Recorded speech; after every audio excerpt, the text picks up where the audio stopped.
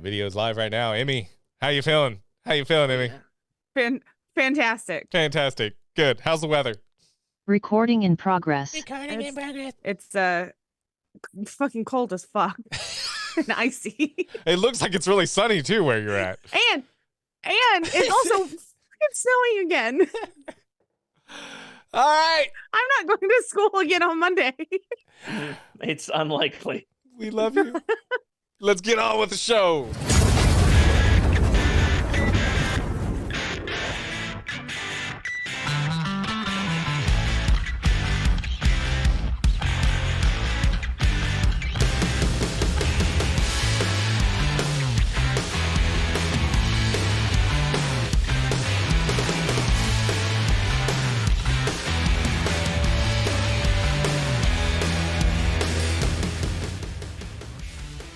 Welcome to the ABINGERS podcast, where we assemble weekly to binge the MCU and all things nerd, old and new.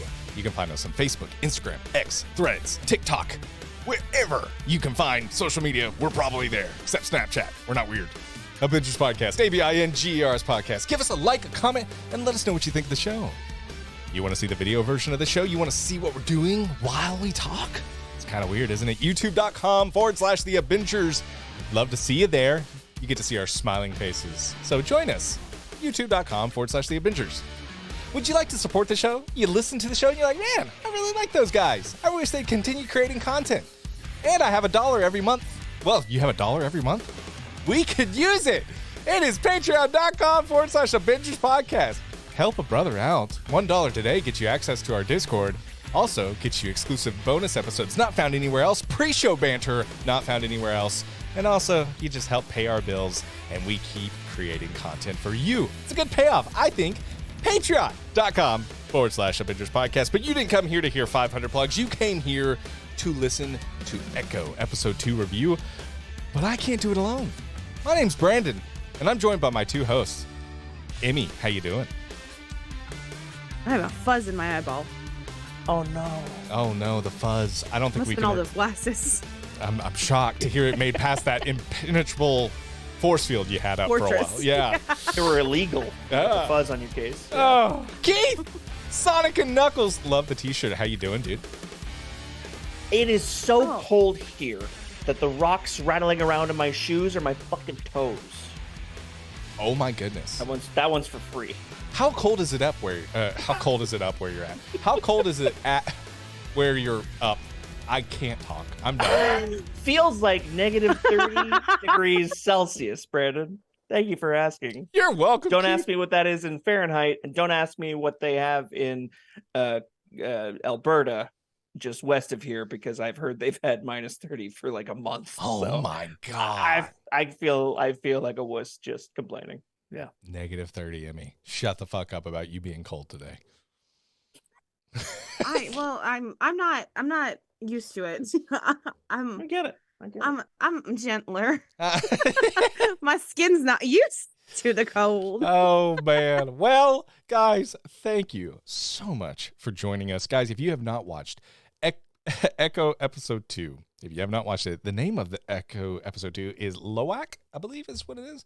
I believe that is. All right. So, guys, if you have not watched this episode yet, please do not listen any further. We are diving right into spoilers. We don't want to spoil it for you if you haven't watched it yet. So, hey, go back, go watch the show. I've actually had a couple of people reach out to me and say, hey, I was going to listen to the podcast and your warning made me not. I appreciate it. And I'm like, hey, good. Thumbs up. Don't listen. Don't do it. We would rather you watch the show, support Marvel Studios, and you actually know what the hell we're talking about. It's a win-win. So, yeah, we'll welcome you back with open arms. So you go away for a little bit and come back home when you're ready. Oh, you're back. You're back. Welcome. Glad to have you back. We missed you. Hey, pull up a seat right here. Welcome. Here. This is Keith. This is Emmy. My name's Brandon. Happy to have you here. We're going to talk some Echo. All right. So Echo Episode 2, guys. We really enjoyed the first episode. Had a little bit of a train activity here with this episode. I'm curious what our thoughts were. Keith, you were so lovely. You messaged us the other night and you're like, I can't wait to talk this episode with you. I don't want you to wait any further, sir. What did you think of Echo Episode 2? Okay, this episode made me so mad that we're watching them one episode a week, but I also know we have to do that because it gives each episode the chance to breathe. We get to talk about it and think about it a little bit more. Holy shit. The characters that they're surrounding Maya with in this series are coming to light and to life in this episode now, and I want more and more of them. And Maya herself is becoming so close to, she's first of all, she's keeping her secrets and she's keeping things so close to the chest as well. She's acting so much like Kingpin, and I like that she gets called out for it. We can unpack a little bit more about that later, but I'm excited to do so. Awesome. Good take, Keith. Emmy, what did you think of Echo episode 2? You still on board? Well, I really think that Saphira Crystal is going to be a front runner this season. She's one of my favorites. I also really like Plasma. I'm gonna say Nymphia wins. She's got it. Even though a mandatory meeting. No, we're not talking drag race. We're not talking drag race. No. No, I know a mandatory meeting because I watched episode 1 with my wife. We're done. What did you think of Echo episode 2? Do not derail this train of an episode. I do have to show that I do have notes on Drag Race. All of the queens. On the back of your Echo notes. No, not that's distracting at all. Oh, okay. Different. It's a different. She just decided to bring it and distract herself, Keith. That's what she did. Yeah, I did. That was her. It was a choice, a self-destruction. She doesn't know herself at all. A self-destruction, if you will. All right. Well, then we'll go to my thoughts. Echo episode 2. What'd you think, Amy? I'm still on board. I think that this is such a unique show for Marvel. It's not something that I'm usually on board with, and I'm 100%. It physically hurts me to stop watching after I get past an episode, but I know if I continue to let myself, like I've just had a 10-day excuse from work. Staycation. I could have watched all 5 episodes 150 times, right? But I had to stop myself because I wouldn't be able to stop myself from talking about future episodes with you guys, and I don't want to ruin it for you guys.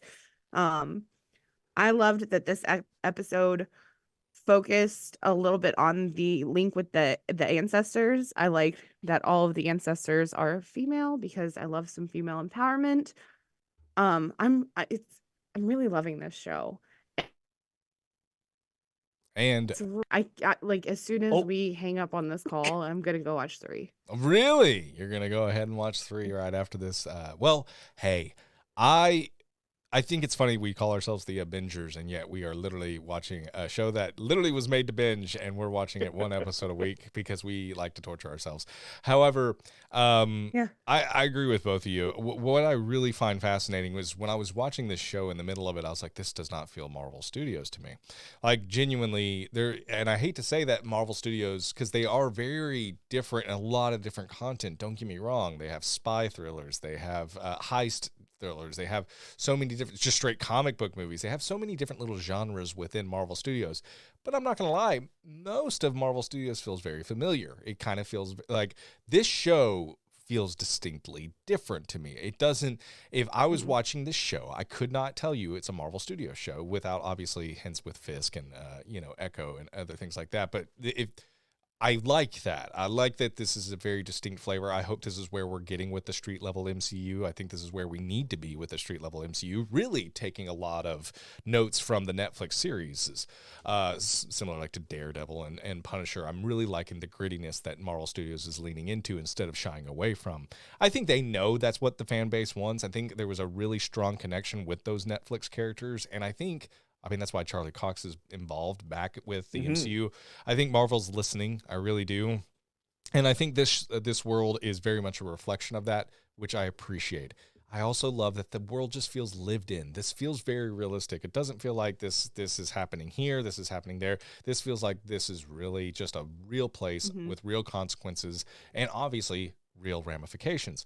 And there is a real world something you become, try so hard to defeat that, but maybe the person you're trying to defeat is who you're becoming. And maybe that's a weird reflection. And I love that call out that Keith just mentioned about, hey, you're becoming Kingpin to an extent. And, and she makes it very clear. I'm here to take over, and I call the shots. And that's, it's a very powerful statement, but sometimes power can overtake as well. And I'm really curious to see what happens with the character Echo, because I'm very intrigued. Is she going to go too far? Is she going to push herself to a point where she becomes someone she is not a fan of and she doesn't even realize it? I don't know. Or are we already there and we're going to see a turn from that? Who knows? But it's a very intriguing and very, very telling story. I'm excited. I'm on board. 2 episodes in, a very, very awesome series, and a welcome change of pace for Marvel Studios. So yeah, loved it. So that's all 3 of us. Emmy, you said you were going to keep track of Rotten Tomatoes to see if it changed any. I'm just curious, has it changed any from week to week since it all released as one? Do I need to ask you guys to guess, or no? If there is a change, we will guess. If there's not a change, I don't see the point. There has been a change. There has been a there guess. has been a guess. All right. So was it 72% last week? It was at 73 last week. 73. Okay. 81. I hate to say it, but anytime there's a change, it usually goes down. I'm just going to be real. I'm going to say 70. All right. So critics actually went up 1 to 74%. Audiences, Brandon, I'll give you this, did go down 6% to 63. IMDb went down 0.3 to 6.1. And Google users went down 9 to 61% of Google users liking. Is this this another show. secret invasion thing? Like where we're going to be on the outside and then we're going to like figure it out at the very end and be like, oh, okay. And then be, oh, fuck. Yeah. Like, I wanted to point out too that they sent this entire series to the Choctaw Nation completely translated in Choctaw, which I thought was a really, really, really cool touch. Like they wanted its approval, and yeah, that's wonderful. I read that somewhere in the past week and just thought that was really cool. Really nice touch there, Marvel Studios, and great note there, Emmy. Awesome. Keith, do you have something to add, my friend? I wanted to say that you were mentioning in your opening thoughts of the episode, Brandon, how this feels so different from the MCU. And like when the Daredevil Netflix series came out, it was 2015. So that was the same year as Avengers Age of Ultron and the first Ant-Man movie. I wouldn't say it's a time when the MCU didn't have its footing or didn't have its thing kind of established yet, or its tone, but I would say that it certainly was much more open to various kind of ideas and tones. Did we just freeze with that? She face? did, and it was worth every second of it. Yes, I did. Oh man. Yeah, she's like, oh shit, I gotta make a totally different face. Yeah. Well, it just harkens back to a time with Daredevil being like, okay, this can be still Marvel, totally feel different, and be produced in a very different way that people still really love, and those fans of Age of Ultron and regular MCU stuff can come over to Netflix and enjoy something totally different, but still feel they're getting like a shot in the arm of superhero awesomeness. So it does kind of feel like we're getting a totally different flavor, which is nice. It's very refreshing. Yeah, well said. All right. Well, Emmy, why does your face look like that? It boggles my mind that I started teaching the same year that Daredevil came out and Ant-Man and Age of Ultron. Like that was all that. Oh, God, it's just weird. I just feel old. That's all. I'm sorry. Hey, I'm just having an existential crisis. When the shoe fits, my old friend. You know, if the mattress is 9 years old, just saying. Just flip it over. No, you got 9 more years. No, on the other side. That's not how it works. It's long end. Oh my gosh. No. All right. So we will get started with our detailed deep dive here. So there's at the beginning of this, these Native Americans that are paddling, and we see that there's a sport being played. Does anyone know what the sport is called?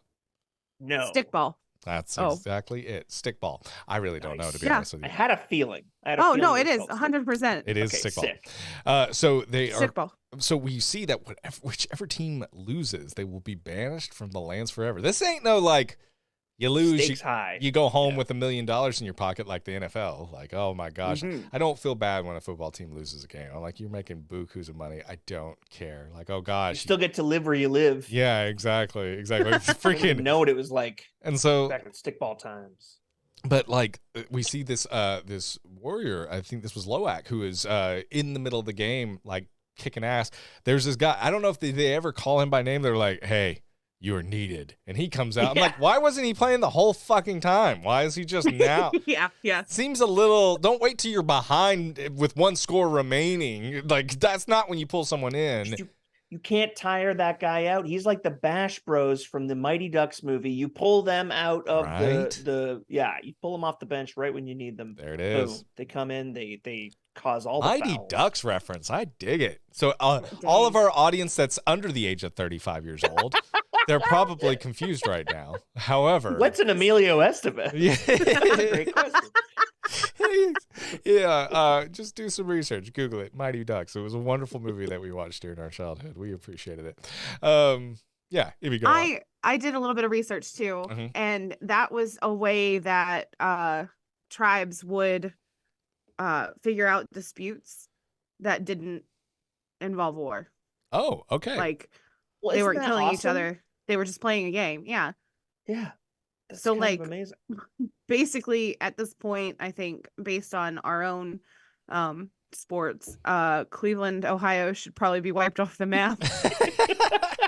Hey, no, they won a championship. We do suck. No, they won an NBA championship not too long ago. That was a few years back, literally, very recently.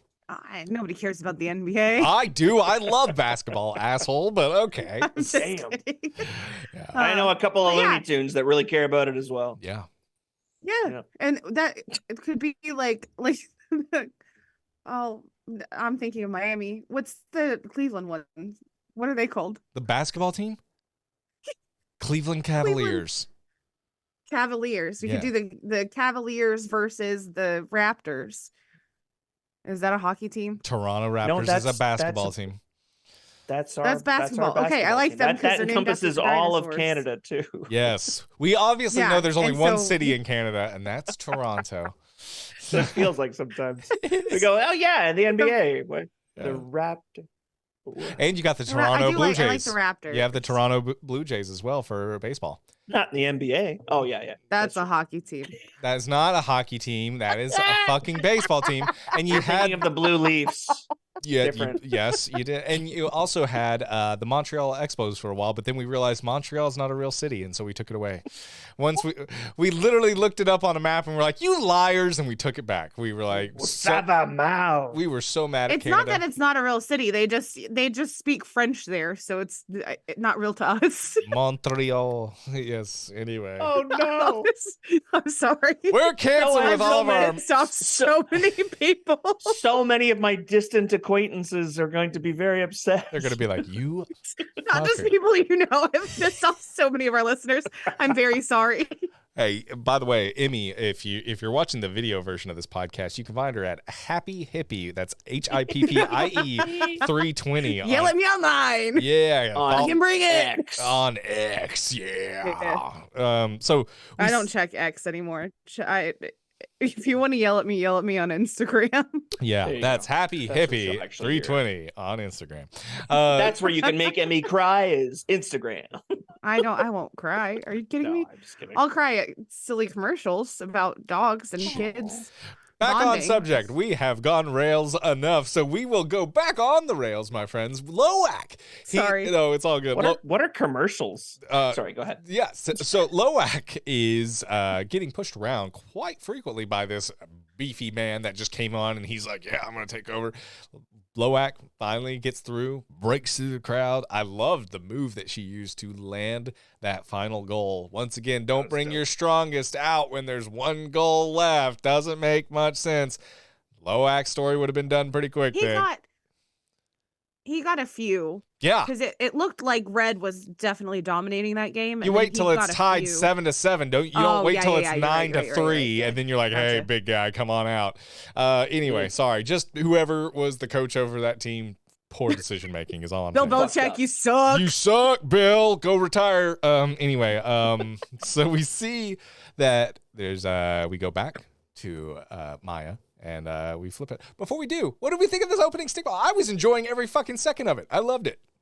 Oh my God. Even just even just rowing their boats up to this huge like sports event, the fact that they showed 1200 AD Choctaw nation, and then also just straight up said this is what is going to be Alabama eventually. This also felt like Game of Thrones Gladiator level production value with these awesome wide angle shots to make you feel like you're on the sports field. Like this was cool as shit, and I really liked just there was a moment where a bunch of people were pushing against, and then another person like kicked off the back of one guy that was pushing forward to give him that extra oomph, and it was like, I love this. That was awesome. Yeah, big fan. And it started, it was almost a one shot, and it started underneath the water. It showed them paddling, and then it came up out of the water, and then went like up high, like a drone shot of the city, not city, town. What was it? It was a huge village. Built civilization. Yeah, and shit. it was really cool. Yeah. No. Yeah. I love that the cinematography, it's so funny. The cinematography really stood out to both of you, and like the game itself was so captivating. I wish there was a way I could quickly tell the score and know what it was, because it was a little jarring. Like, wait, what's happening? Who's okay? I know that they only need 10 to win, so obviously they're very close to winning. But it was a little bit like that. But I still was really, really enjoying it. I love the chanting. I love the everything about it was really, really special. Just to see production value, production value in general, like costuming, cameras, sets, like to see that production value put on something as real as this instead of something like Game of Thrones, which no hate, I love that show. It's crazy to see. Now we're living in a time where this much money is being thrown to portraying this kind of thing in an action-packed way, and it's just cool as hell. I was very happy. Awesome. Yeah. Before we completely move on too, this is the first time that at least I saw the intro of Echo. Yes. And so that was okay, my next note was Echo intro. Okay, sorry. No, you're spot on. The next note I had was Echo intro. I really dig it. I thought it was fucking wonderful. Emmy, go into a little detail. You want to talk about the intro. I'm assuming you were a fan. I thought it was really cool. The song was a little bit redundant. Oh. I didn't love the song. Oh. Okay. Ding. I liked it. I liked it a lot. It reminded me of True Blood. I want to do bad things to you. Oh, that song slaps though. That song does slap, but okay, then. I think it worked for that situation and that situation only. I kind of get what you're saying. I think the opener looked like True Detective, and I didn't even really note the song as much as I noted the song for the Previously On, which was, I usually skip the Previously On in episodes like this. I just saw it usually, so it's like, okay, who cares? Yeah. But that song was so fucking good in the Previously On. I was like, that should be your theme song. That was amazing. It was just very action-packed. But yeah, I don't notably remember the song that you're talking about, so it clearly didn't leave a mark. I couldn't even tell you I love the song, but it said something. I love the song repetitively. I loved it. Okay. I loved the intro. I thought it all worked together. I was a big thumbs up, and I said, really digging this. That was my notes. And also, I have a note here that says, fuck you, Emmy. I'm not sure why, but yeah. It's a fair note. I get it. It's a fair note. But yeah, so we switch over to Maya. We're back with Maya, and there's a flickering light. There's a shopping list. There's nothing illegal, is there? And Biscuits is back. And we see a camera, and he's like, it's too big, it's too big, it's too big. Hummingbird tongue. That's what I need the size of. And I love the grandpa. Like, he's like, oh, this militia type shit that you're buying. Like, fucking hilarious. Thought that was hilarious.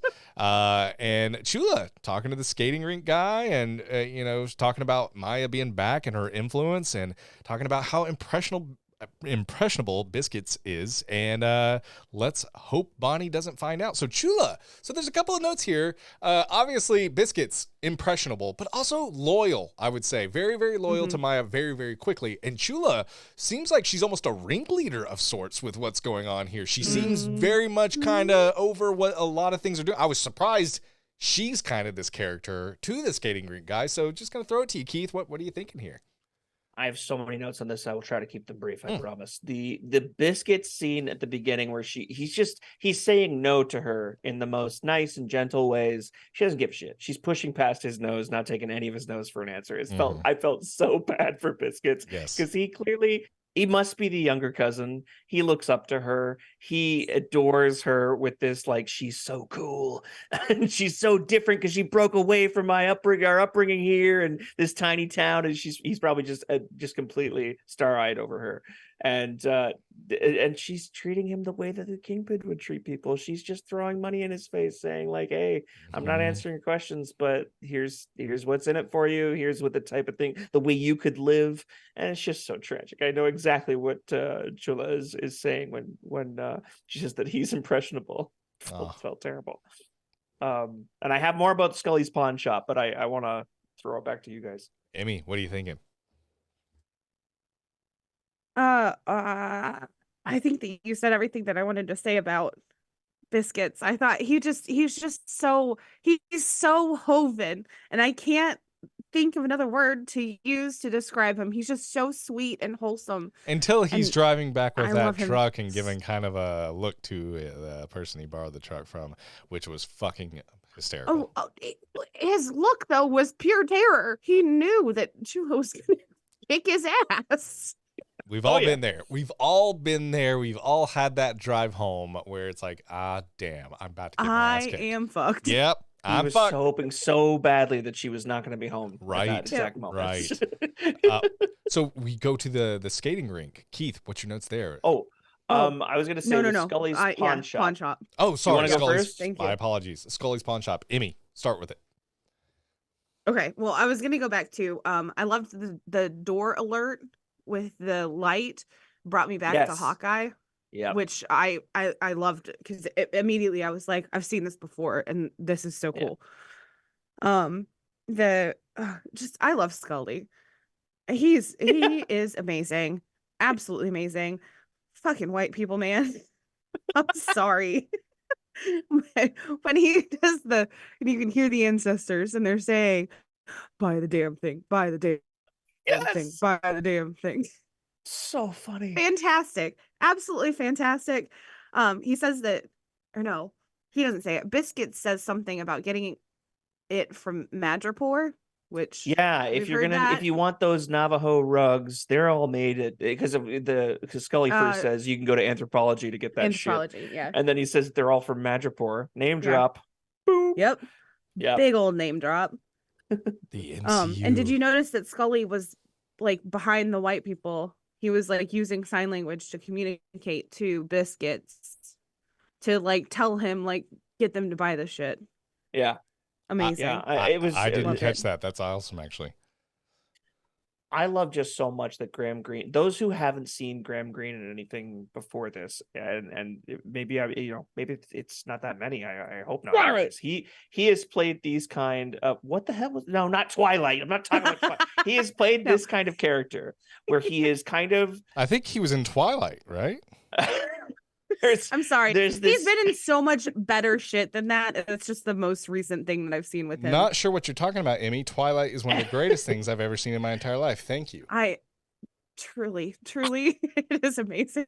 Thank you. I appreciate it. There's this not so well known 90s Western movie with Mel Gibson called Maverick. And he plays Maverick's friend who is Native American, and he is essentially selling this Native American experience attraction for cowboys who want to travel the world or travel to America and live what it's like to shoot at the Indians. I'm doing finger quotes for our listeners, just so you know. Yes. But that's what he was doing. He was selling this bullshit experience, and he's making fools of the white people, and he's just kind of like selling them on these dumb ideas that are not true. And he was just taking their money. And I love that about it. I love that he's playing a character not totally similar, exactly like that, but this isn't the only thing that I've been watching recently that has a heavy indigenous, characters representation. And this other show experience it. The Curse just came out on Showtime this year. It's fucking phenomenal. And there's one character that who is indigenous. He starts putting on this fake voice to trick white people and to basically make him sound more majestic and more, wise and all this stuff. And he's just putting on this fake ass voice, and his girlfriend is like saying, "Don't do that, stop doing that," like right before they walk over. And he's like, no, I'll do it. It's so fucking funny. And I laugh at the same time, as I know that as a impressionable, stupid white person, I also would fall for some of this shit. And I have to admit that it's very true. It's just great to see Scully do what he did, and Biscuits outsmart and just actually put his heart into, showing that he's intelligent for the first time. This is Biscuits showing that he's a smart guy, saying, "Hey guys, whoa, here's what Scully is too stubborn to tell you. It would really help everyone out, and you'd actually be getting an authentic thing here instead of going to the Madripoor shop." Yeah. It was a sweet scene between Scully and Biscuits. Which are they stepdad and stepson? I have no idea. He'd be like step grandfather to Biscuits, the same way he's step grandfather to Maya. I thought that last episode, but at some point this episode they called Chulo.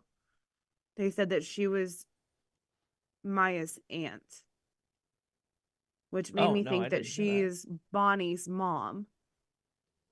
So are Bonnie and Biscuits brother sister? I think Bonnie and Biscuits are brother and sister. The family dynamic. Bonnie and Biscuits, if they're not brother and sister, someone disappointed me, because that's the best brother-sister name I've ever heard in my entire life. Just saying. Bonnie and Biscuits. Bonnie and Biscuits, come on down for dinner now. All right? Like, come on now. There's a word in Choctaw that Biscuits calls Chula later in the episode. I can't remember what it is now. It's in my notes later, I'm sure. P. Yeah, it's pussy. But it means grandmother. Oh. It's not that. But it is. Did you just say pussy? Close. Sorry, you said a P word. I figured that was what it was, right? Wow. Sorry, I only know. Biscuits was just like, pussy. Hey, pussy. Hey, pussy. Come here. Anyway. Oh, it's Pokney. Ah. P-O-K-N-I. It means grandmother. Oh, okay. Okay. Well, then I must have misinterpreted. It's okay. Oh, and that, okay, yeah, that doesn't make sense then. No, it would have. Fuck. Okay. Chula and Henry scene. So yes, yeah. Chula and Henry. Sorry. No, the Chula and Henry scene here was very telling about Chula. This is the first time we've seen really Chula, I feel, obviously, since she. Oh yeah, that was playing in the background the whole time. Casey and JoJo. Yeah. All right, Casey. I finally found you. Oh my gosh, guys! Everyone turned off the podcast. Look at our numbers; they just dropped. Guys, don't sing. Anyway, but we see, Chula's kind of being a little bit of a ringleader here, and she says some very important dialogue here. She talks about that Maya's back, her influence is back. Obviously, Biscuits is impressionable, and let's hope Bonnie doesn't find out she's back, and let's encourage her to stick to her plan and pass through the town without any trouble. Like, she's already thinking about her being gone. She hasn't even seen her. Like, there was an emotional connection to this little girl. Obviously, something has happened in the 20 years she's been gone. Obviously, there's something there, maybe ties to her father, or obviously ties to Kingpin, ties to whatever. But Chula wants her out, does not care, doesn't want her involved. This was very eye-opening to me, because I was not ready for the grandma to be the ringleader of sorts, I guess. Mm-hmm. I feel like, to me, this is... the last time that you saw her was the hospital, and her daughter, I assume, had just died because of Mm-hmm. her daughter's husband's Right. shit. And so she was like, I'll never forgive you for this. Right. And I think that she was like, I will never go through this shit again. And so I'm going to make sure that I take care of my own. Yeah, she put up walls, And I and think that she could have been fed lies too from New York about like what is this, what does her grandkid think of her, and what does her grandkid want to do. That's good. Yeah. Even more crazy, she could have been fed the truth of what her grandkid's up to while she was in New York. Doesn't I mean, that's the thing. Like, I don't think the grandma's coming from a bad place regardless, in a weird way. I think she's coming from a very protective place. Now, whether that is fair to unfair from Maya's perspective, but Maya's not going out of her way to connect with Bonnie or Chula as well. There's obviously a rift there. It's not like she's like, hey, tell Chula I'm back and I miss her. That's what I can't wait for the next 3 episodes to really kind of uncover this story between these two, because obviously neither one are excited to see the other, or even trying to see the other, I guess I should say. Because I think the thing that we got in a couple in the first episode was very much Maya's past heavy, that whole episode. Yes.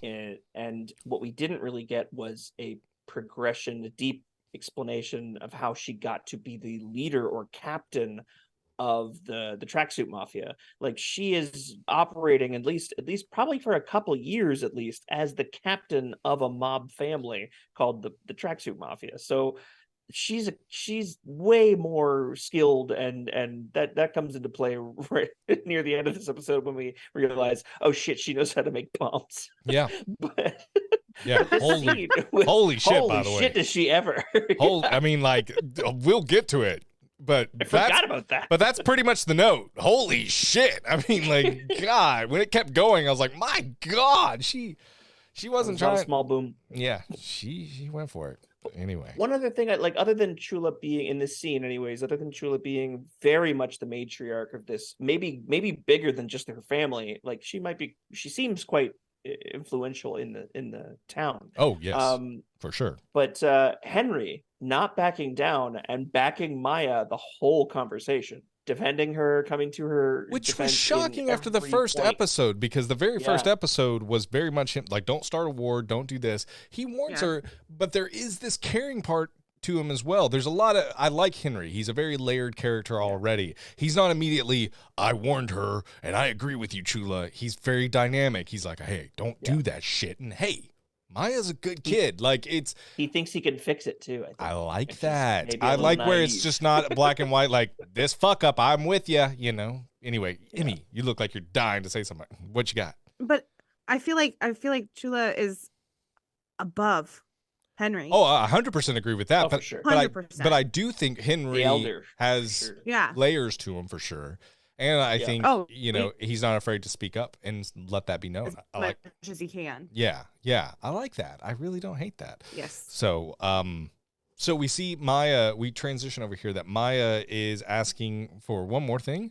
She asks for the phone and tells him to follow the tracker, and the moon will help you see me. And there's just this craziness that's going on with this train, with D9X. My goodness. My notes are very little here, and I apologize, but this is one hell of a scene of Maya basically infiltrating this train, taking over this cart that is D9X, drills a hole from the bottom, opens this crate. I'm confused of what the fuck is going on, to be perfectly honest with you. I'm like, and I love at the end here where she tries to, she's trying to break all this. She's got these ancestors. There's a flashback to Lowak. Her hands start glowing. What the fuck? She found this power within. And this is crazy. Biscuits is yelling the whole time, trying to, how the hell do you try? I have literally both sides of the road from me. You have to cross. Emmy, when you go into my house, did you have to cross a train tracks to get to my house? Uh-huh. Yeah.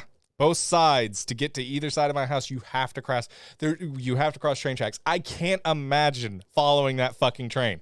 No fucking way. Have no idea. Like, that blows my mind. Yeah, I guess a tracker would help, but holy shit, I have no idea where that fucking train goes besides right down the road. So, yeah. And you go off-road? Yeah. You go off the road? What the fuck? What the fuck? And hey, you know what? Chula should be proud of Biscuits for having just that little of damage. considering. I mean, really. I mean, kudos, dude. But anyway, Yeah. she jumps from the train car at the end. What a fucking amazing thing. And I love at the end, he goes, whatever you stole better have been worth it. And I love Maya. I didn't steal anything. And just fucking badass, just chilling at the end of all this shit. Love it. Very, very cool scene here, guys. I'm gonna throw it to you. What are you thinking, Keith? Okay, so in my notes I have this is the seriously great train robbery. Yep. This train. Well, I put robbery. Robbery. I was gonna say. I don't know if it was a robbery. Oh my god, it's a highlight of the episode. I love that we're not getting ever truly knowing what her plan is until it's shown to us. And I loved both the confidence and terror through this heist that the way it's revealed to Biscuits was one of my favorite parts of the episode, where he's just on the bridge with her. She hands him the phone. She says, the tracker, use the tracker. He goes, for what? Like, what are you talking about? Then she just dives off and then the screen comes up I love the way that the tracker came up on the screen next to him. And then the music just starts to rev up and then he just has to piece it all together slowly. And it's the best fucking tension building scene. I loved it so much. And yeah, Biscuits was so fucking good in this episode. Well said. Emmy, you looked like you were just dying and wanting to cheer this on. Were you cheering this on while you watched it? What the fuck were you thinking here? I didn't know completely what to think, but yeah, I was cheering the whole time. I was just like, this is awesome. Yep. Like I liked that it grabbed not just Biscuits, but the audience by the seat of its pants. And it was like, bitch, you're coming with us. Yep. Yeah. Like we are just going to go for it. You'll figure it out whenever we get there. Loved it. I love that the switch to silence is so intentional. Like whenever she's going underneath of one of the railroad thingy. No, it's not a train car. She's going underneath of something. She's on top of the train car. And it's like under the bridge? The bing bong. Oh, bing yeah. bong, bing The bong. like bars And then the lights. and then all of it Bing bong. completely comes down. Yeah, the old bing bongs. I think that's the technical term. Fuck your life. Anyway, sorry. Oh, bing bong. Bing bong. Yeah. Bing bong. Oh, I'm showing that on the screen in the clips. Thank you. Bing bong. Clip it. Her psyching herself was up thinking too when of, she makes that jump. What? What's the name of that movie with the anger and joy and happiness and Toy Story 3. No. Inside Out. Inside Out? Finding Bing bong. Bing bong. I was thinking of the Vine where they're like, bing bong, fuck your life. And he lets go of a wasn't- dove or something, a pigeon. He doesn't let You go. seen that one? That was There's a that was guy Home Alone 2. Joe Pesci swatting the pigeons on the ice rink, going, "Get out of here! Get out of here!" That was. There was a hilarious video of a guy letting go of a pigeon in someone's kitchen or something. And he says, "Bing bong, fuck your life," or whatever. He lets go of a live pigeon that just flies into there. It just makes their day a nightmare. It's so funny. That's what I'm talking about. See, that's Bing what. bong. But everyone knows, bing bong, fuck your life. I'm just saying, except Emmy, apparently. All right. No, I don't know that one, but I know Bing Bong from Inside Out. If you know Bing Bong, fuck your life, hit us up on any of our social media. Inside Out as well. Yeah. Bing Bong fucked everyone's life up in that scene when he spoilers. Speaking of fucking everyone's life up, Maya fucking Echo. everyone's life up. She has powers. I loved that scene when she flashed through her ancestors, and there's one who's in black and white who looks like a Annie Oakley sharpshooter kind of. Oh, I can see that. See where that comes in. Yeah, cannot wait. I hope that's like the intro to episode 3. You think though, like has she known about this? Was this the first time she's found it? It looked like it was the first time, and if it was the first time, it was. How the fuck did she not say anything to any? Like, I would be like, Biscuits, dude, holy shit, watch this. What the fuck? Like, I mean, I'm sorry. Am I the only one? Going on. Watch this. What? You can project now? Yeah, no, watch. Look at this. Look, if I had superpowers, everyone would fucking know that I have superpowers. They'd be like, oh shit, he can make fireworks happen behind him. Everyone would fucking know that. And I would do it all the fucking time. I don't know how these superheroes have these moments and they just shut the fuck up about it. I'm like, how? How? Anyway. She's a very secretive person. This is also the second time that she's seen the ancestors, because she was taking a nap on the couch in the first episode. Mm-hmm. And that's where I see was my woken up ancestors by, like, when them I'm passed out flashing on the through. couch. Yeah. True. Yeah, that's true. She's on the couch. She's seen them frequently. Something's coming. Something's a she brewing. She also does a superhero landing more than once this episode. She does a lot of superhero landings. Good note. Until she can't do them no more. Because her prosthetic leg gets crunched in that fucking train. And Brandon, I know you just saw the Iron Claw, but did that make you think of the Iron Claw movie? Because holy shit, her trying to walk on that afterwards, I was like, oh, that can't be comfortable. Yes, it did. And for those who have not seen Iron Claw, please go see it. Holy shit, what a good movie. Anyway, sorry. Damn. But yeah, there is definitely a scene that is very reminiscent of that, for sure. That's got my future husband in it, doesn't it? Speaking of... Zac Efron. Jeremy Allen White. Zac Efron, yes. And exactly Zac Efron, either one. Hello. Okay. All right. Well, now we know. If you're listening. Yeah. He is a listener, allegedly. He shooting my shot, man. he reached out to Emmy the other day, said he was a huge fan, allegedly, but he didn't have like the blue check mark. So, but Emmy really says it's him. It just said Zac F word. Yeah, he's got 3 followers on Instagram, but Emmy is very convinced it really was the real Zac Efron that reached out to her, and so they're going to go on. Mark. How much money have you sent Zac Efron because you really like $4,000? See, Zac Efron, Canadian. he's run into some hard times, but I will tell you, that's really him. Thank God we are $400 American. He's Canadian. Yeah, Emmy, I know it's the real Zac Efron. You don't have to convince me. It's okay. I believe you. It's all right. But yeah, so yeah, what a fucking scene. What a fucking amazing train scene. Oh, I would much rather Jeremy Allen White than Zac Efron, all right. For being honest. All right. Fisk shipping. Rude. I'm going to tell him you said that. This box had a fucking this was my notes. That box had a motherfucking explosive device. Yeah, that's what Jeremy Allen White's gonna say. The whole place was ablaze. And what the shit? She lit the whole fucking place on fire. Emmy, I'm not giving into your fucking literal bullshit. No, I'm not doing it. Fisk is shipping. We keep talking about my box being on fire. I don't think that's good. I think you should go see a clinician and get that checked. I don't think it should be. When it's on fire, it's usually not a good thing. It's usually the mobster's like, let's open this perfectly normal, safe box, and then yeah. Oh my gosh. And I love that they were walking out at the time too, like the 2 leaders of this like facility, like, all right, now that there's a box here, open it up, and I'm gonna make sure I walk out of the building right then and there, very calm, like Iron Man 1 style. But either way, like fucking the D9X, it blew. We see heads down, mouth shut. This is Henry with his, it looks like workers here, and texts Maya, we need to talk now. I love the visual of her flipping up on the message, almost ignoring it.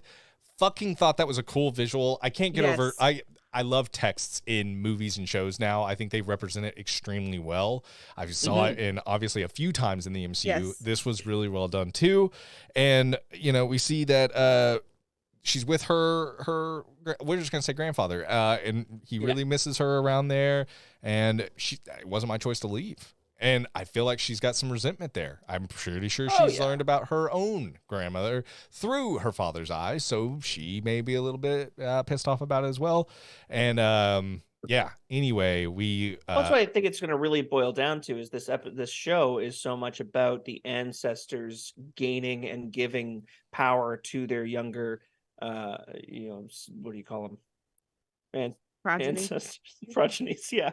And that's exactly what her grandmother is to her, and so that is the relationship that needs to be fixed. Does Biscuits need to die in the process in order for us to learn a lesson? I don't know if it's going to happen. Oh shit, Biscuits is dying. I'm just saying, prediction. So keep in mind, might be the character that makes us realize that she's like Fisk. I want everyone to be aware. Making him. I know 5 episodes are released. They were all at once. We watch them one at a time and review them. So we're not spoiling anything for you. No clue. So who knows? I'm not lying this time. But I'm telling you right now, Biscuits Yeah. dies. Spoiler alert. Just saying. No! I think we've been made to love him so much that whatever happens to these people around her is going to be heartbreaking. Emmy, but I think we love him the most. Let's Emmy, be honest. Emmy, can you do me a favor? Can you look to your left? To my left. To your left, yes. Your other left. I'm so sorry. That's my right. I know. My apologies.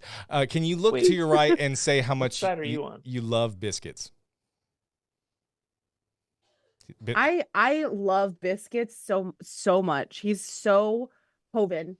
Biscuits is like Biscuits is a bit of me, man. He is like he's a bit of all of us. So good. There's crumbs of all of us. So good. Yeah. Okay, good. Yeah. I just got that visual. So thank you.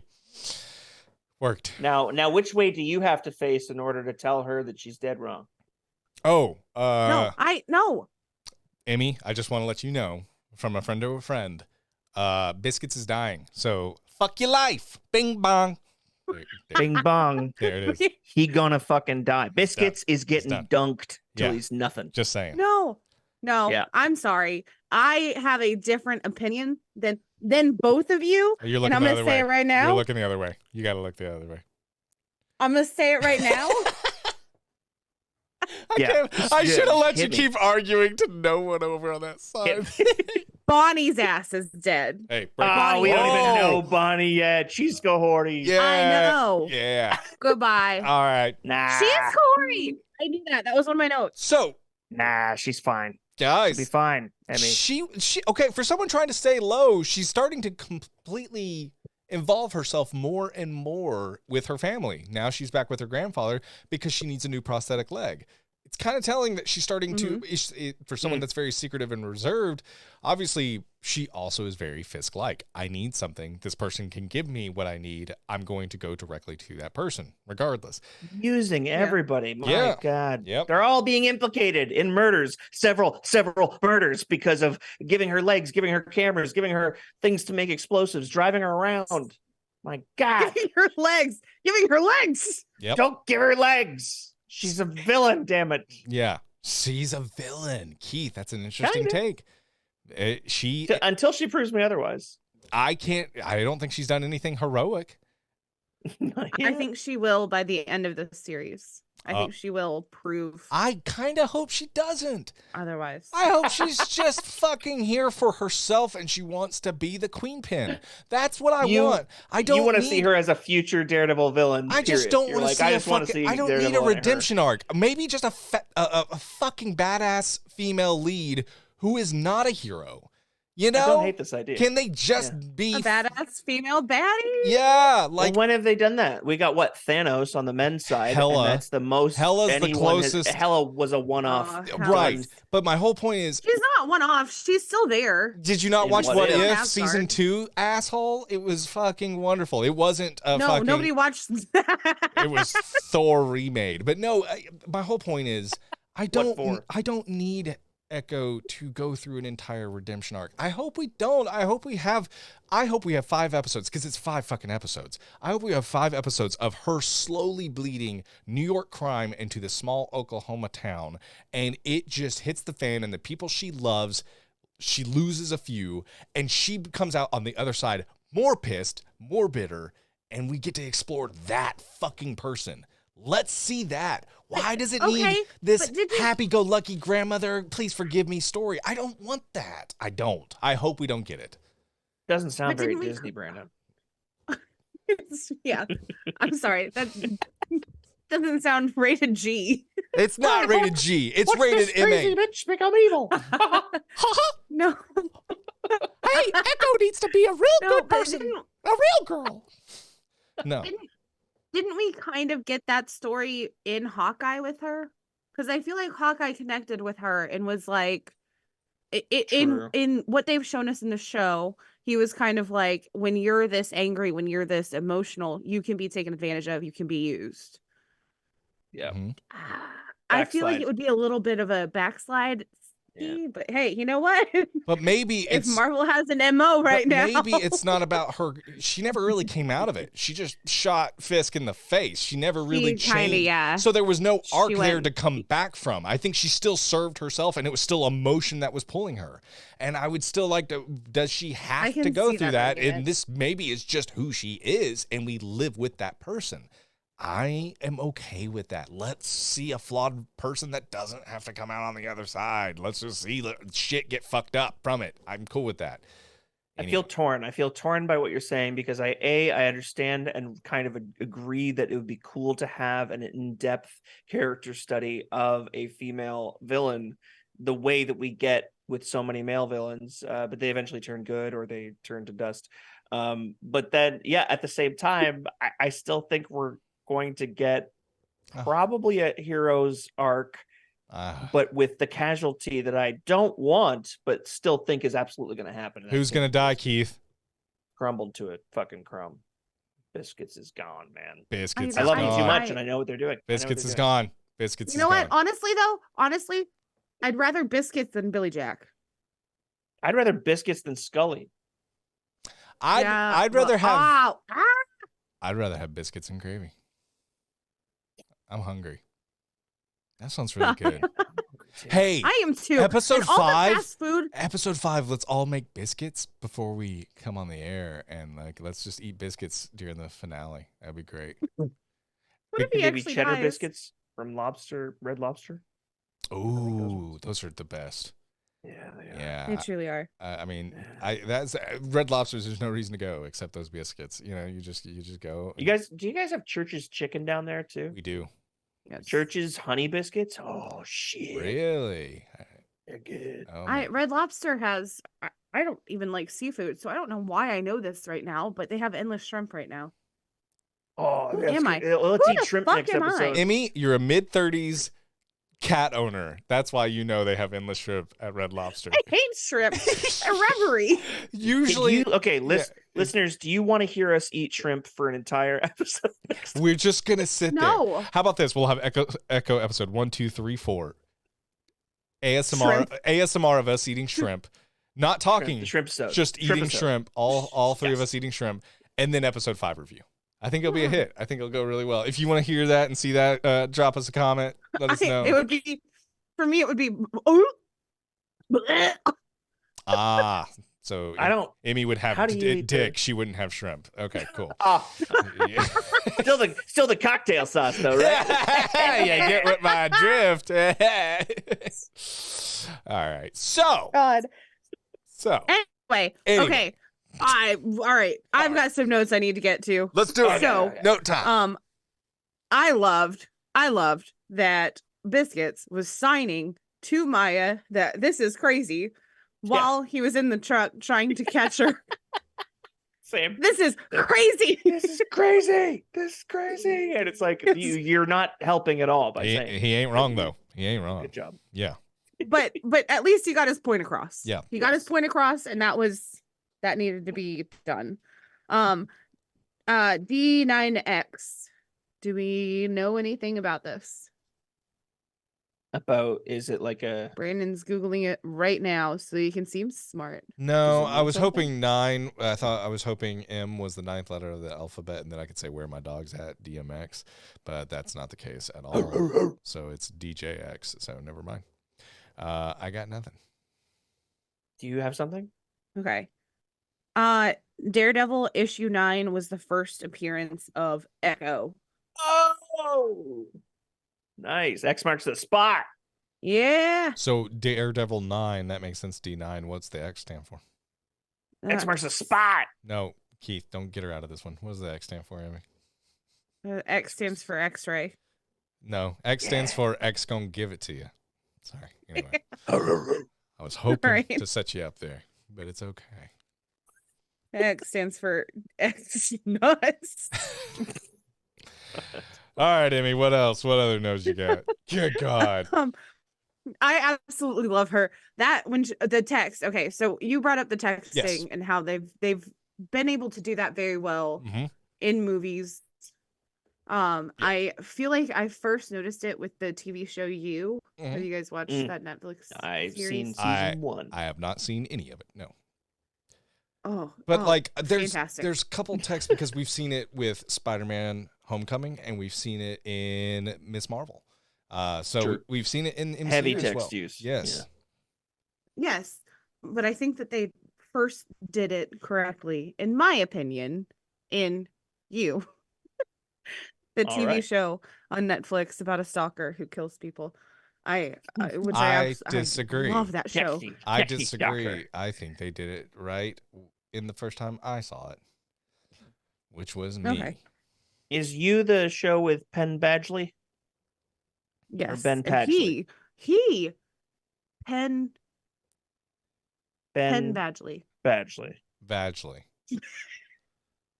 Penn Badgley. I listened to an interview he did on a podcast, and he seems like an absolute douche waffle. Like, he seems like he thinks he is a hot shit, and he's honestly, like, I mean, he's hot, but he's not okay. like the coolest person I love ever. how you're like, he thinks he's hot shit, which he's kind of hot, and you're like, yeah, he's all right. I mean, he is He's like fucking fine lukewarm as vomit. hell. I love how you guys fed his ego But, after like, saying, fuck this dude's ego, am I right? But man, Let's also feed it. He kind of hot though. He's also named after tennis balls, Badgley? I think. I could be I think that's Penn. Oh, Penn. Anyway, seeing that text message that came up on the screen, Yes. and the they hit We me, need to I hit talk. back. Oh, yeah. Oh, girl, Yep. I'm behind you. I am 100% behind you. That is No, it's not. fire. It's not okay. I'm not behind her at all. I think it's very selfish. I think it's very close-minded. I think she's putting a whole town at risk for her own personal gain, and she's using all the people she cares about to just her advantage, not because she cares about them one bit. I think Echo is an asshole, and I like her for it. But no, I'm not on her side at all. I think she's being being completely reckless. I think she's being an absolute dumbass, to be honest with you. I think she's only looking out for herself, and that's okay. That's fine. She's still a very intriguing character. I really love watching her, but she's a douche. So walking a tightrope. My God, man, I can't figure out what's up or down with you, bitch. As a character, Damn. she's a dick. As a show to watch, she's intriguing as fuck. Those are the best people to watch. Yeah, Dicks. I love watching dicks. You go to my search Breaking history. Bad. You go to my search history. It's just straight dicks all day. Just a bag. Just a bag of dicks. You want to have said this? Oh, I'll edit it Sexual out. riches. Hold on, let me edit this out. Okay, it's edited. No one will hear that. Okay, good. You want to say? Do you want me to go get my vision board for 2024 that says feminine rage? Because I feel like that fits here. Feminine rage, but there's also unfounded rage, and I really believe that there is such a thing. It's not unfounded. It is 100%. She found it. She found it. Found it. Okay, maybe unfounded is a bad word. Maybe blind rage. I feel like this is someone who is literally making decisions in a silo, and her own silo is herself. She's deaf. Get it right. But no. No, I was talking about my blinds behind me. Yeah, those blinds. I can tell those are faux wood. Bullshit. They'll know this was Don't tell you. people I have faux wood blinds. They're fucking real. They're not, but I'll have to lie now. Look, I'm going to put a little, when you edit this on video form, can you put like real wood, like asterisk real wood instead of faux wood? So people like know. And like an arrow pointing down. That you meant to say real wood instead of faux wood. Like it's a little correction. Okay, deal. Okay. I will absolutely fix that in not post, please. Henry says, he texts her, he says, they'll know this was you. You can't take on Fisk's army alone. And she says they can't do much with their armory melted. I love that line. I think she's I think she's underestimating Fisk's army. 100% she is. She's 100%. She's super naive. Dumb. Yeah. When she jumped down from the roof, another superhero landing, and also fucking hot. Oh, okay. 2 thumbs up. Even with that squeaky like pawn shop made I leg. loved I loved that touch. I loved it. Also, before we with the pawn shop with the grandfather, by the way, he had a shirt that was the Beatles font, but it was the natives. Fucking loved it. The natives. I looked that shirt up afterwards. I was like, I gotta check that shirt out. That's cool. Yes. Anyway, sorry, I'm a fan of t-shirts. That was a nice t-shirt. Shout out Brandy. I know she's a fan of t-shirts as well. But yeah. Anyway, we see the Shula and her neighbor. Are we on that scene yet? So, no, not yet, because I do want to go over this one part. The Choctaw who saved everyone from a cave, she learns about her ancestor and the lineage back to that in that scene where she gets her new prosthetic leg, or basically gets. So it's really cool. And your grandmother could trace your roots back to the first Choctaw. He's nudging her in the direction of reconciling. Exactly what you said there, Keith. And they would watch out for family in times of need. They're tricky, and you can never predict where they might come calling. Your grandmother knows all that, so maybe you could ask her. He's trying to connect the two, so just want to make sure we put that little blurb in there. That was my Bless his heart. Yeah, and all she says is, "Let me know when my leg is ready." She doesn't give a shit. She don't fucking care. I know what you're doing, step grandpapa, and it's just manipulative. Yeah, I don't like it. Yeah, exactly. So then that was my notes there. Emmy, did you have anything to add as well? I love a split screen. When Grandpa is working on the leg, they do split screens, and I absolutely love it. And then whenever he gets it done, the temporary leg, he gives himself a pat on the back. Like, man, yes, I love that too. Yeah, yes, absolutely. He needs someone He needs someone to give him a pat on the back. That was really sweet of him to do that on very short notice. He had himself. Yeah, and he had made. I love that it wasn't like Tony Stark making a perfect state of the art leg too. Like, he made a leg in an hour, and it just happened to squeak with the parts that he had around the shop. But he's going to make her a better one soon. I love that it was realistic, and he was still able to make something that was effective and useful, and handed it over. But there's some other leg on the way, which will be implicating him because she's going to murder people with it. Damn it, he's going to go to prison. It's gonna be a machine gun. Like Keith. What was that? So Grandpa is going to jail and Biscuits is dying? Yeah. She's fucking everybody's lives up, man. With the machine gun leg. The machine gun Planet Terror with Rose McGowan. Yeah. Woohoo. Yep. Good times. Robert Rodriguez. Machine gun leg. Yeah. Wow. Well, check it out. Yeah. There was one too. Wasn't there another one that she had knives for legs? Who had knives? That was Rose one McGowan? of the Edward Scissor feet. Edward Scissor feet. No, one of the Golden Circle. No, Golden Girls. Thank you for being a friend. Yeah. Thank you for being a friend. Yeah, she had knives for legs. Travel down the road and back. And they were like stilts, like bouncy stilts that also had blades. Your heart is true. Helped her bounce. You're a pal and a Yes. confidant. Badass. And if they threw you a I'm party betting on that. and invited everyone you knew, Brandon is fucking you over would shit. say the greatest. We can't put this on YouTube because of how good that sounds. It's gonna get flagged. And the card attached would say, "Thank you for being a friend." Golden Girls is a fucking wonderful show. If you haven't watched it, go check it out. By the way. Have you? Is that what you've been watching? I love Golden Girls. I love Golden Girls. Everybody say their favorite Golden Girls character on the count of 3. 1, 2, 3. Sophia. Rose. Oh, you both are Roses. I'm a Sophia guy. Yeah. You know? Picture it. Sicily. Strike me as a Sophia. 1919. I fucking love it. She was fucking brilliant. Oh my gosh, now I can't think of her name. Which one? Betty White? The really tall one. Oh, Dorothy. Oh, Sophia's mom. Dorothy. Yeah. Sophia's mom. Sophia's daughter. That would be Sophia's daughter. Sophia is the mom. Okay. Wow. My brain. I love how you're like, faster than my mouth Thank could you go. for paying attention. Yeah. If you think Sophia was Dorothy's daughter, there's a bit of a gap there. Anyway, I know. I was putting words together, man. They're Golden Girls, but bronze memories is what you're telling me. All right. So we see that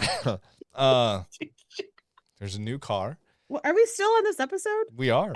Biscuits Biscuits borrowed mine is what she's saying. This is the grandmother and the neighbor, and he shows up with the car all torn up, and it's really funny. He gives this look. He gives this look like Terrified. That's it.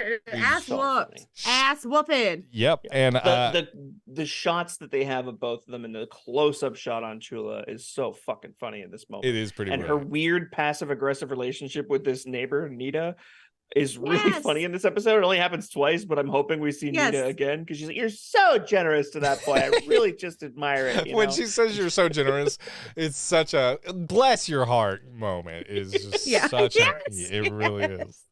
I like when she got hit her with that dagger earlier in the episode. She's like, "Oh, this is a great stand for your beads." And you can tell that this is not, Nita would never call what she creates for the festival her beads. She probably does much more elaborate than that. Yeah. But he shows up to the shop to get his car fixed. He starts offering a PlayStation 4 for $125, and then he marks it down pretty quickly to $100. Bonnie chimes in, and he just kind of spills the beans. This may be my only nitpick of the show because Biscuits just felt like a complete dumbass after we just saw how smart he was. I'm like, I don't know. I know he's Hoven. I get it. But I also, come on. I'm okay. Blah, blah, blah's okay. Maya's okay. I'm like, come on, man. That's the one thing you don't need to talk about. And it's the one thing you said. Anyway, nitpick. The idiot character is the idiot. Okay, anyway. Maya's okay. Maya? He's shook up, man. He's shook up. He just was part of a train heist as far as he knows. I know, but Maya, she's here. You're breaking up, over and out. And biscuits. And then so Did you just call him a Pop-Tart? no. Yeah, because she's eating Pop-Tarts in the next scene. The next scene. Exactly. Okay. And what do you think you're doing? And breakfast, the most important meal of the day. I love how expressive her acting is. She is fucking wonderful. Yes. I just want to say that. I apologize. I don't know the actress's name. Who's the actress that plays Echo? I believe it's a Locwa Cox or a Loqua Cox. Cox, yeah. Okay, it's she is fucking wonderful. I will just say, I love her acting. And you're starting a war. This is Henry. And what? I'm sorry, I didn't realize that she is both deaf and an amputee. Oh, I didn't know she was an amputee. Yeah, I had no idea. I didn't either, and I feel like she knows martial arts. Known that. And she's a fucking badass. My goodness. Yeah. So when I was going through People magazines today, making my vision board, I came across an article about her. That's really awesome, actually. We see that Henry confronts her, Maya, and you're starting a war. And I don't want New York problems coming here. And I have a strategy. No, this is chaos. I say when it starts and stops, that makes it not chaos. That makes this power. And you sound like Fisk. You sound like Fisk. Are you with me or against me? And I need to clean up your mess. You need to just lay low. And you seem to have forgotten those close to you are the ones that always get hurt. And she said, who's that exactly? And boom. Bonnie, right afterward, are you here in town? Why wouldn't you tell me? And we see she starts shooting these chains, these targets, and we see the flash to her ancestors, and the credits hit. Fucking great ending to an episode. Sign me the fuck up for episode 3. Guys, Emmy, what's your thoughts here? 100% Bonnie's going to die. Just this scene alone, I was like, the foreshadowing is unreal. Okay, so Grandpa's going to jail. Bonnie and Biscuits are dying. Okay, got it. Yeah. No, Biscuits is not dying. I'll die on that hill. It's all but confirmed. Will not. I think they're swerving you. I don't think it's going to be Bonnie. I think it's going to be Biscuits. I think they're going left when you're going right. Yeah, you think they're going to make it that obvious? The people that are going to get hurt. Oh, it's Bonnie. You think Marvel Studios is going to be like, we told you. And then it's Bonnie, and the person pulling the trigger, though, is Maya. She's going to shoot Bonnie? Wow. That'd Maya, be So what's the hero's journey when she shoots her childhood best friend? What happens then? It was a whoopsie-doo. Whoopsie. All right. And everyone loved Maya at the end. The end. Yeah. It's going to go great. I'm sure that's going to work for me. She shot her fire person. Yeah. Cousin. It's great. It's great. It's flawless. It's flawless, Amy. Yeah. Yeah. It's possible. It's possible. And I'll say this, Mhm. this scene with her and Henry arguing almost entirely in ASL, but also this is the most I think I've heard Maya actually whisper along as she's signing. It Uh-huh. was so tense. And Yep. I was watching it, the second time I was watching it, my wife was next to me and she looked up at this scene because the only part she saw of the whole show really is this argument that they're having. And my wife was just like, holy fucking shit, they're doing it. They're doing a whole show about a person who's deaf with AS. I was like, it was using American Sign Language. I was like, yes, that's so fucking cool. You have no idea. Like, she was a little shocked. She was a little taken aback that Disney And it was doing works. like, It fucking works. It Like, does. intense. Yeah. It I does. mean, I feel everything when I'm watching this, and I really think it's how expressive Maya is. I think she is so fucking good with both how she signs and her face and all, like, everything together. I am fucking here for it. This is not. This is representation, but it's also good representation. I don't mean that in a rude way, but it's fucking, as opposed to shoehorned in. it's not pandering. It's not pandering. Yeah. It just feels good television with representation. That's what needs to happen. I feel like it doesn't mean like, here's representation just right here. Hey, this is fucking great television, and we get that representation. That's the way, and I love that. I think it's a win-win because it's, I don't know. I'm fucking loving this series, and Maya is really the big reason why. Like I said, character can be a bit of a dick, a douche. Fucking love it. I fucking love this character. This character is very different than what I have seen in the MCU. I want more of her. I think she's fucking fantastic. I don't need her to be a hero. Don't make her a hero, Marvel. Don't. Her relationship with Henry, I want more of that. Yep. I want to know why he feels he can control what she's doing. I want to know why he feels he has to clean up after her and keep things under wraps. What is their relationship? It's very interesting. Great point. Okay. That's a great point. And last week we talked about how people sign differently to Maya based on how well they know her. Mm-hmm. Yeah. And like Great point. step grandpa, I mean, his sentences are very short. They're very much like Kevin from that episode of The Office when he's like, Yeah. why use more word when With few less word. word do trick? He's very much that, but he gets his point across. He gets Yep. the point And across, I feel like Henry's signing is very clinical, Elaborate. almost. Yep. Like it's there's not expression put on it, but I don't know ASL, so I don't know Age, sex, location. what that completely stop. Sorry. What was your ASL, Amy? Your famous ASL that you used on AOL chat rooms? It was always 16, a female.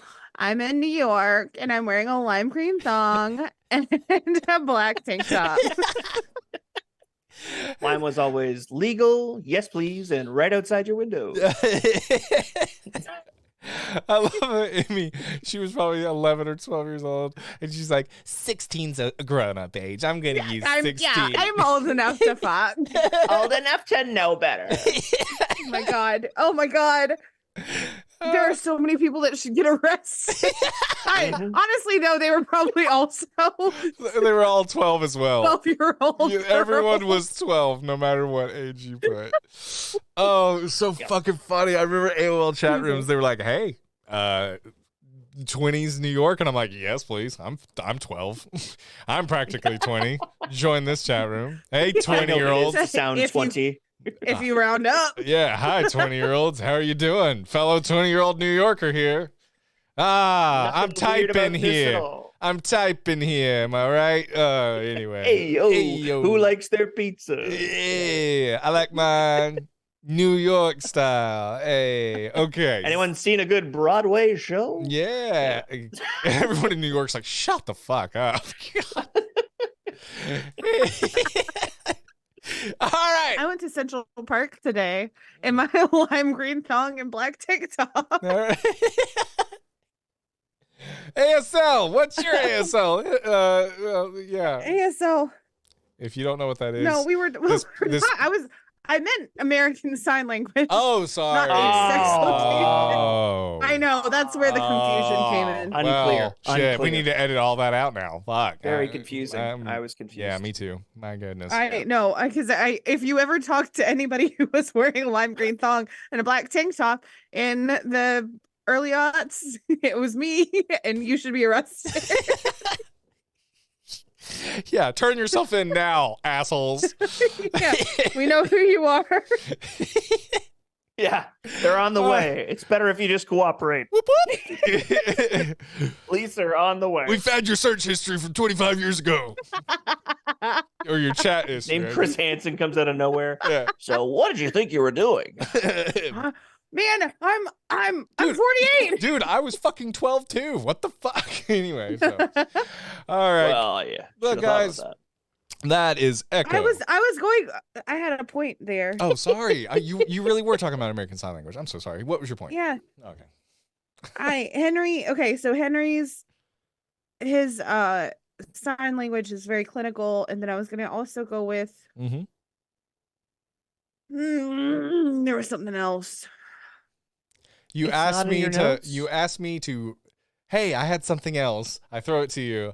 I was hoping by the time you got to me that I would be thinking of something other than a lime green thong. If Emmy remembers her notes, she can interrupt me during this closing piece. But thank you so much for listening and watching our Echo Episode 2 review. We will be back next Thursday reviewing Echo Episode 3. We really, really appreciate you. If you really like the show, you want to support the show, you're listening on a podcast platform, Apple, Spotify, the quickest way to support us is consider giving a 5-star rating on your podcast platform of choice.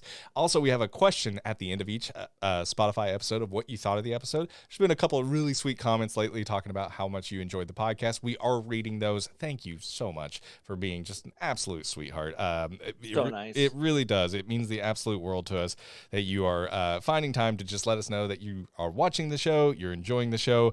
I believe that was CRISE LRAYO. I'm going to say Crystal Rayo. Either way, I'm really appreciative of the podcast that you guys have created. It truly is the funniest and greatest Marvel podcast that you can find on Spotify. It's always a good listen with the Avengers. We read those comments. We read all of them. Thank you so much. It just puts a little pep in our step. If you want to leave a 5-star rating on your Spotify or Apple Podcast, really does go a long way with us getting eyes and ears on the show. Another way to support the show, you got $1. That sounds weird, but throw it our way. Patreon.com/Avengers Podcast.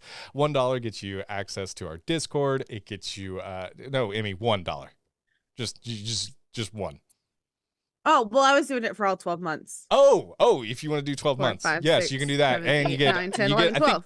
I think you get 10% off or something like that if you do 12 months at a time. Either way, Nice. Patreon.com/Avengers Podcast. You get Discord, you get exclusive episodes not found anywhere else, and pre-show banter. So check us out over on the Patreon. It really does help the show, keeps our lights on, and last but not least, Facebook, Instagram, X, Threads, TikTok, Abingers Podcast. Give us a follow. You can find us all over the social media.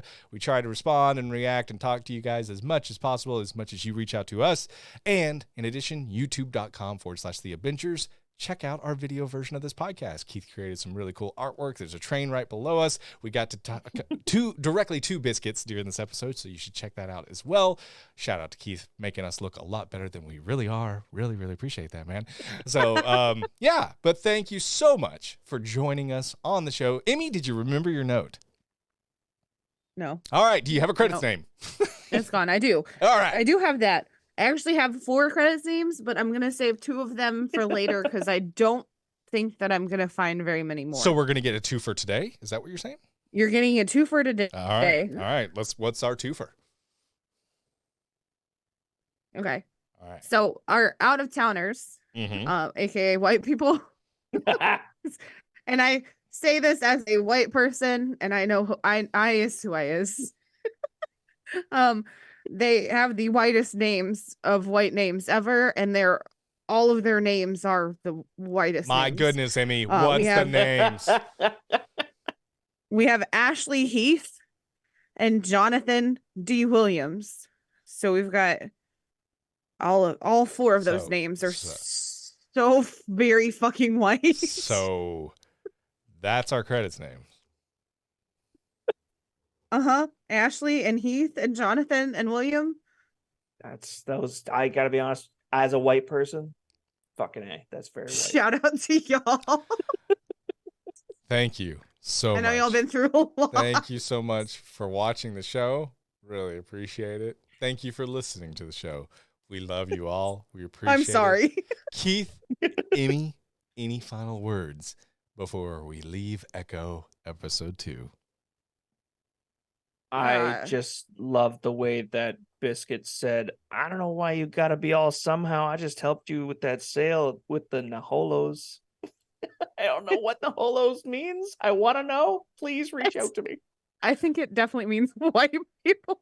I think it means so too, but I Ashley and Heath and Jonathan and William. Okay. And we're out. Bye, everybody. Bye. See you next week. All my life, someone like you.